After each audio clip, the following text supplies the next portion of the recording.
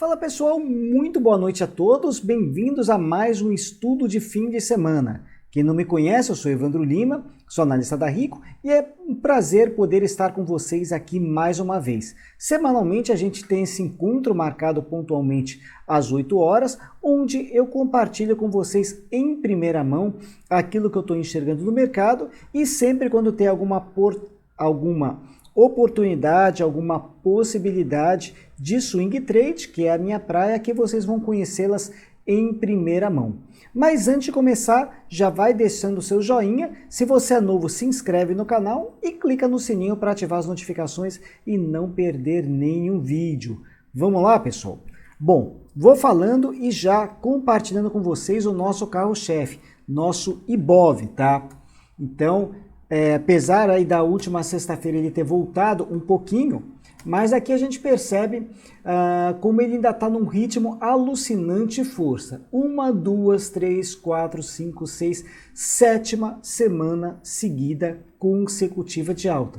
Então ele está muito forte, segue muito embalado e a gente praticamente já chegou naquele meu objetivo que eu tinha traçado para ele, que é a marca histórica de janeiro, tá? Um pouquinho antes da crise da Covid, em 119.593 pontos.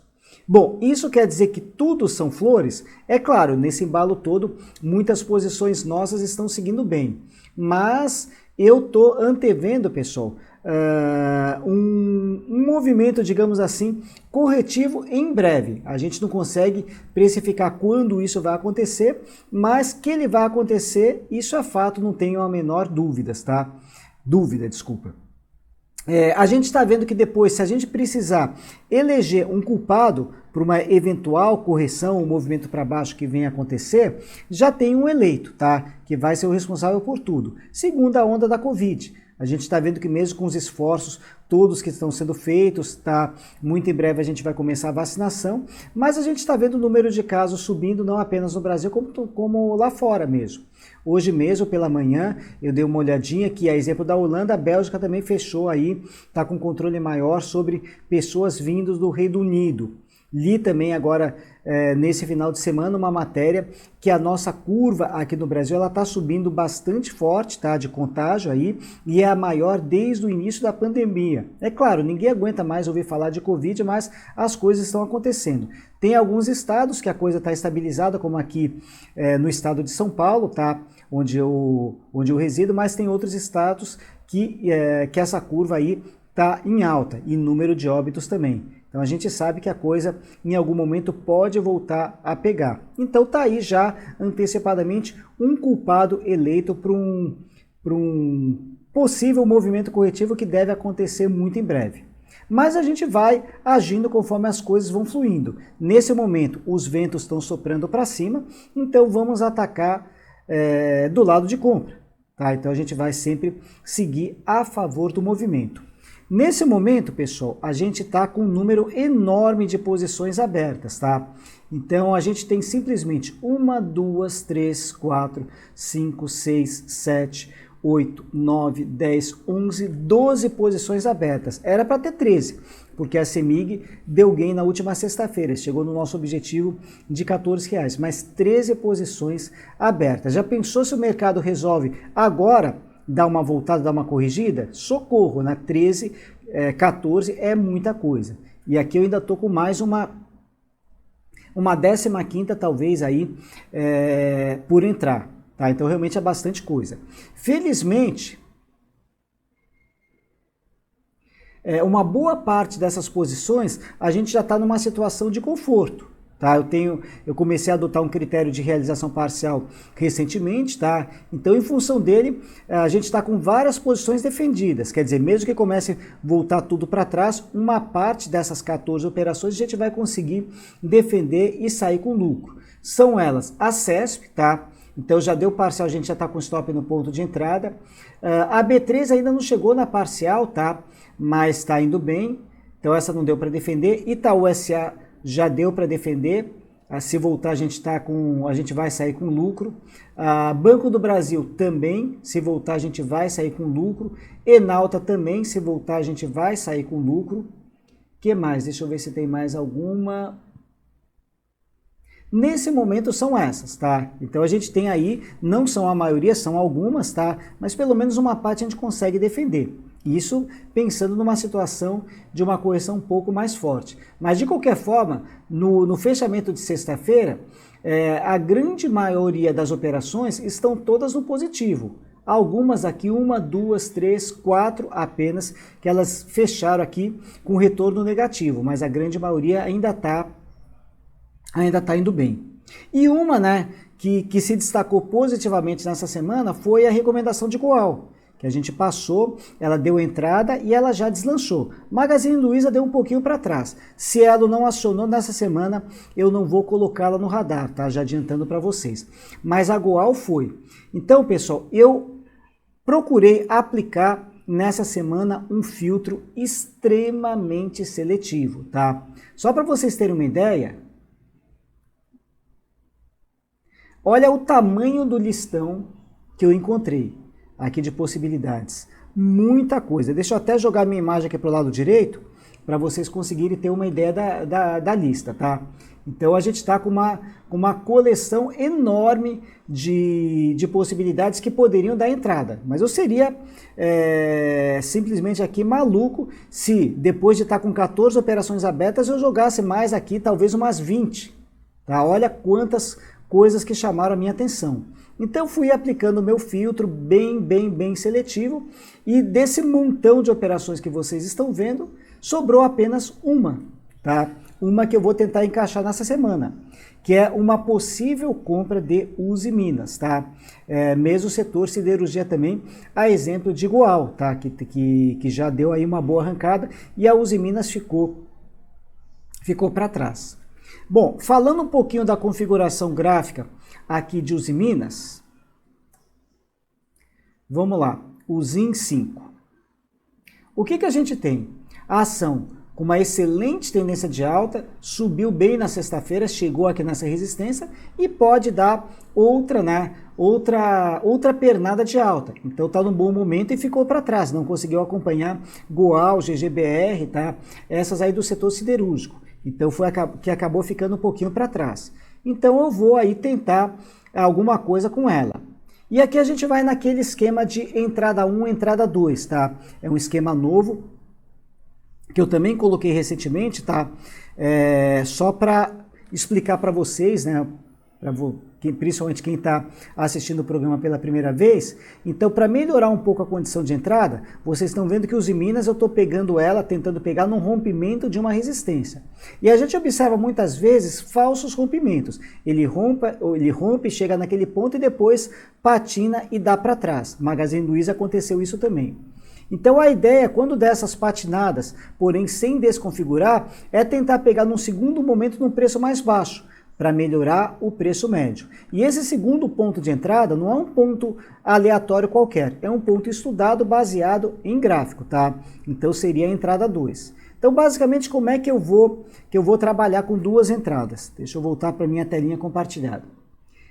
Aumentar um pouquinho o zoom. Tirar um pouquinho aqui essa parte de situação atual, tá? Então vamos supor, eu vou trabalhar dentro do meu limite máximo de perda, que é o pior cenário. Então estou disposto a arriscar quanto nessa operação? R$100, 200, 300, R$50, enfim. Cada um determina um valor máximo de perda aceitável, para não comprometer o capital principal. Vamos supor que seja R$100. Quantas ações eu vou colocar na entrada 1 e quantas ações eu vou colocar na entrada 2, se for R$100? R$50 de perda na entrada 1 e R$50 de perda na entrada 2. Como é que eu vou calcular a quantidade de ações na entrada 1? Eu vou pegar 50 dividido pela distância do ponto de entrada até o stop, porque aí eu vou chegar na quantidade máxima de ações. Então, 50 dividido por 14,65 menos 13,10. Então, nesse caso, para a entrada 1, está dando 32 ações. Evandro, fracionário, não tem problema. Aí não cobra mais taxa de corretagem para operar ações. Então, pode entrar no fracionário também. E os Minas têm uma boa liquidez. E quanto na entrada 2, se pegar A entrada 2, como o preço está mais abaixo, o stop é o mesmo, vai dar uma quantidade maior de ações. Então, eu vou pegar os mesmos R$50 e vou dividir por 14,05 menos 13,10. Então, eu teria 52 ações, ou 53, se quiser arredondar, para entrada 2. E aí, se der tudo errado, perdi 50 pela entrada 1, perdi 50 pela entrada 2, aí, resultado final, perdi R$100 dentro do previsto, sem surpresas. Bom, e eu estou usando também um critério de realização parcial. Como é que eu calculo a realização parcial? Considerando que eu tenho apenas entrada 1. Então, qual que é a distância do ponto de entrada até o stop? 1,55. Então, eu vou somar 1,55 à minha entrada 1. Igual isso aqui. Igual, não mais. Isso daqui. Mais isso daqui.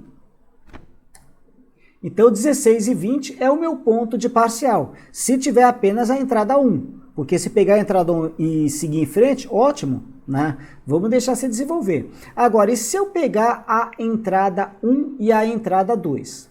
Então, eu vou pegar esta quantidade vezes esse preço, mais essa quantidade vezes esse preço e dividir por esse mais esse. Vou chegar num preço médio de 14,28. Então, agora, o meu preço médio, considerando as duas entradas, baixou para 14,28. Como é que vai ser a entrada 2? A parcial da entrada 2? Igual 14,28 menos 13,10, 1,18. E 1,18 eu vou somar com esse preço médio.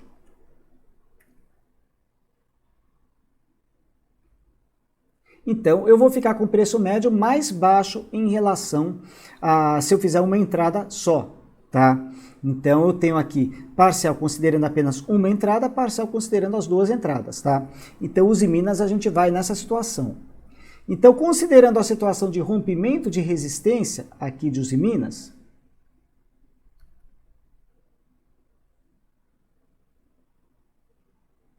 a gente tem aqui uma resistência em 14,64. Deixei um centavinho acima. Então, beleza. Entrada 1, 14,65, tá? E a entrada 2? A entrada 2 eu me baseei aqui no gráfico de 60 minutos. E aí eu peguei, por que 14,05? Bom, vamos ver o que a gente tem nesta região aqui de 14,05. Aqui eu tenho uma região de suporte, tá? No gráfico de 60 minutos, que coincide aproximadamente com uma possível linha de tendência de alta que eu passaria aqui. Então seria um ponto interessante, ainda pegando isso daqui como um movimento corretivo da tendência de alta nos 60 minutos, em cima da LTA. Então por isso que eu falei, o segundo ponto não é um ponto qualquer, é um ponto que faça sentido baseado no gráfico. E normalmente essa segunda entrada eu me baseio no gráfico de 60 minutos. Então tá aí o porquê dos 14,05 para entrada 2.